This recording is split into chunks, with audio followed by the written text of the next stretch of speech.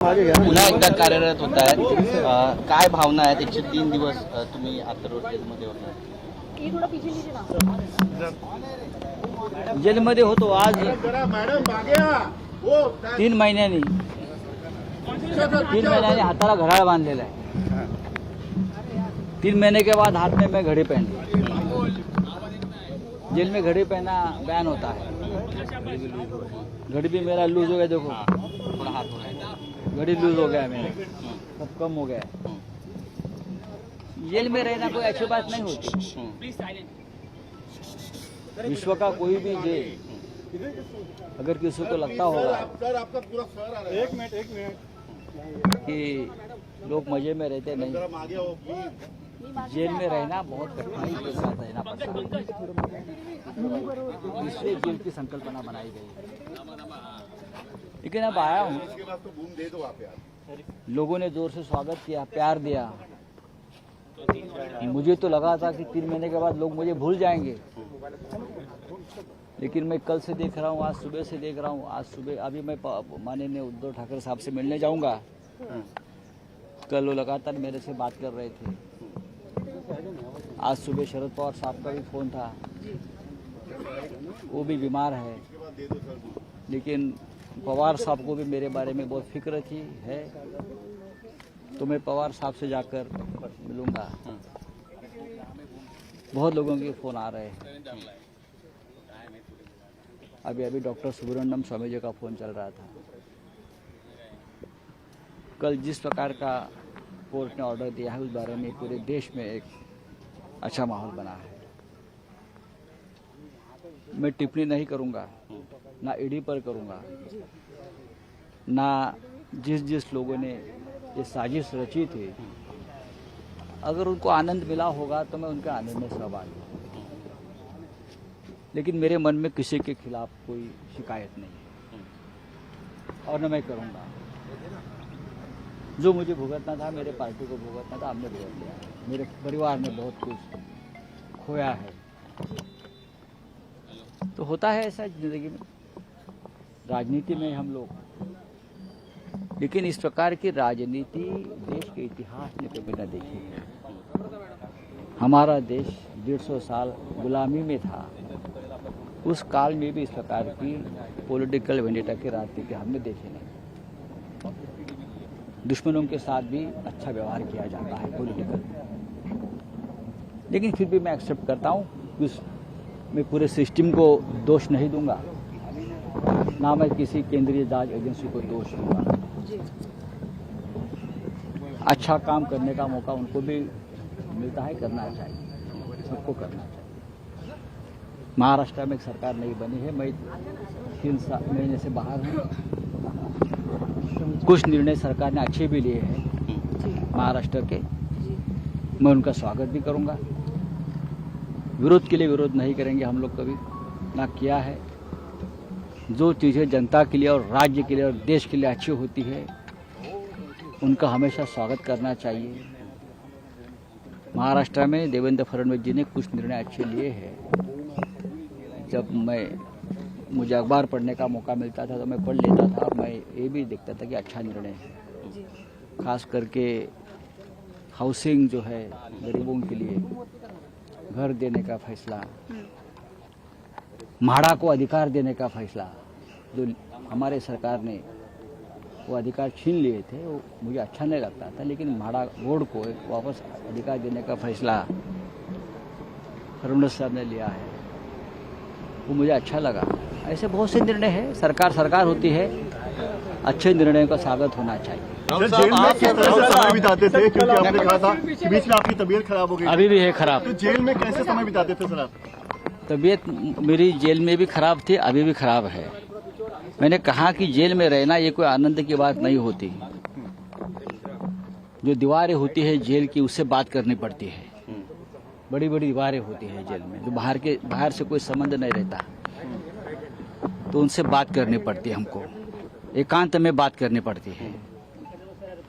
मैं सोचता था जेल में कि वीर सावरकर 10 साल से ज़्यादा जेल में कैसे रहे, लोकमान्य टिलक मंडाले में 6 साल से ज़्यादा कैसे रहे.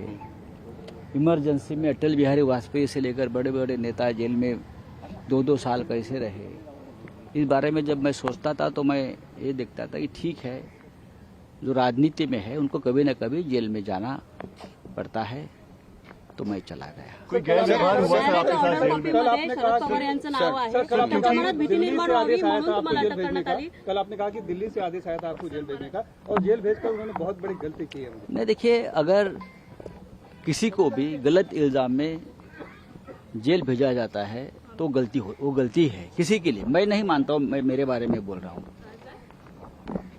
अनिल देशमुख जी के बारे में भी हाईकोर्ट ने जो निरीक्षण दिया वो देखने लायक है।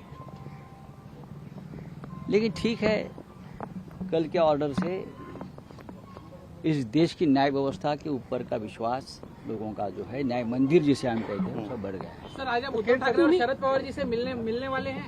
डेफिनेटली मिलूंगा मैं। दोनों नेताओं ने हमेशा मेरी फिक्र की है, जब मैं अंदर था मेरे परिवार की फिक्र की है, बार बार मदद करते रहे हैं, तो मैं सभी को मिलूंगा।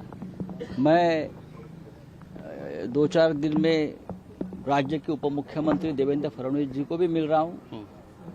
कुछ लोगों के कामों के लिए मैं मिलना चाहता हूं, उनको जरूर मिलूंगा। सर मराठीमध्ये सांगा, सर 103 दिवस उप मुख्यमंत्री से मिलेंगे आप? मुख्यमंत्री से मिलकर बात देखिए, मैं लगता है कि राज्य का जो कारभार है उप मुख्यमंत्री चला रहे हैं। जो मेरा निरीक्षण है कि इस राज्य का नेतृत्व आज भी फडणवीस जी कर रहे हैं, अनुभवी नेता है, और बहुत से महत्वपूर्ण निर्णय मैं उनके मुंह से सुन रहा हूं,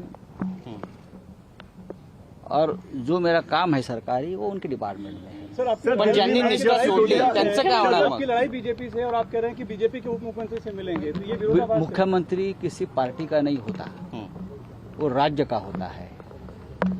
प्रधानमंत्री देश का होता है, किसी एक पार्टी का नहीं होता। मैं दिल्ली में जाकर प्रधानमंत्री से मिलूंगा और अमित शाह साहब से मिलूंगा, गृहमंत्री है देश के, और उनको भी बताऊंगा क्या हो गया मेरे साथ। सर, दिल्ली में जब मनीष सिसोदिया जांच एजेंसियों की पूछताछ से बाहर आए थे, उन्होंने आरोप लगाया था कि उन पर दबाव बनाया जा रहा है कि आप आम आदमी पार्टी छोड़कर बीजेपी शामिल हो जाए। आपका इस तरह का कोई अनुभव रहा क्या सर? देखिए, इस बारे में मैं जल्दी बात करूंगा, आज नहीं बात करूंगा। सर मराठीमध्ये सांगा की 103 दिवस तुम्ही तुरुंगामध्ये राहिला, तो अनुभव नेमका कसा होता? कुणाकुणाच्या आठवणी तुम्हाला? तो अनुभव आता इतक्या लवकर सांगण्यासारखा नाही आहे, आणि आठवणी तर खूप येतात। जेव्हा आपण तुरुंगात राहतो, आमचे मित्र आणि मनसे प्रमुख राज ठाकरे यांनी एका भाषणात माझ्यावर टीका करताना सांगितलं होतं की संजय राऊतांना ईडीकडून अटक होईल, आणि आता त्यांनी एकांतात स्वतःशीच बोलण्याची काय प्रॅक्टिस करावी। मला त्यांना सांगायचं आहे की हो, मला ईडीने अटक केली, ती बेकायदेशीर होती, असं कोर्टाचं म्हणणं आहे। आणि राजकारणामध्ये शत्रूच्या संदर्भातही अशा भावना आपण व्यक्त करू नयेत की तो तुरुंगात जावा। आणि मी एकांतात होतो, जसे सावरकर एकांतामध्ये होते, लोकमान्य टिळक एकांतात होते, आणीबाणीमध्ये अनेक नेते एकांतात होते, तशी माझी सुद्धा अटक राजकीय होती, आणि मी माझा एकांतातला काळ सत्काराने लावला। तुम्ही महाराष्ट्र सरकारच्या निर्णयांचं स्वागत करताय, पण शिवसेनेने सरकार स्थापन झाल्यापासून एकच टीका केली आहे की हे सरकार घटनाबाह्य आहे। नक्कीच घटनाबाह्य आहे, त्याच्याविषयी माझ्या मनात तिळमात्र शंका नाही, पण त्यांनी जे काही मोजके निर्णय जाहीर केले त्याच्याविषयी म्हणतोय मी। मतलब आपके तेवर से लग रहा है कि आप थोड़ा नरम हुए हैं पहले से। नरम होने का मतलब क्या होता है? आप बोल रहे हैं हम बात करेंगे, उप मुख्यमंत्री से मिलेंगे। क्यों नहीं मिल सकता हूं मैं? अगर मैं सांसद हूं, मैं मेंबर ऑफ पार्लियामेंट हूं, कुछ सरकारी काम है, मेरा भाई एमएलए है यहाँ, तो किसी काम के लिए मिल नहीं सकते हैं क्या? क्या है ये? महाराष्ट्र है, ये महाराष्ट्र है। महाराष्ट्र में एक दूसरे से मिलना ये हमेशा होता है। बीजेपी की लड़ाई आपकी वैसे ही जारी रहेगी? डेफिनेटली, क्यों नहीं। जब तक पद पर कोई बैठा है संवैधानिक पद पर, तो उसे मिलकर राज्य के देश के कामों के बारे में चर्चा होनी चाहिए। और मैंने पढ़ा है, जब मैं जेल में था, फडणवीस जी ने कहा था कि जो कटुता है हमारे महाराष्ट्र में बढ़ गई, वो कम होनी चाहिए, और मैंने उनका स्वागत भी किया है। तुम्ही म्हणताय सर फडणवीसला भेटणार, पण किरीट सोमय्या आणि मोहित कंबोज म्हणतात आता आम्हाला पुन्हा एकदा कामाला लावा. भारत जोडो यात्रा में शामिल होंगे। भारत जोडो यात्रा में आप जब जेल से बाहर आए, भारत जोड़ो यात्रा का मैं स्वागत करता हूं। अगर मेरी तबीयत ठीक रहती तो मैं जरूर राहुल गांधी जी के साथ जाकर भारत जोड़ो यात्रा में शामिल होता।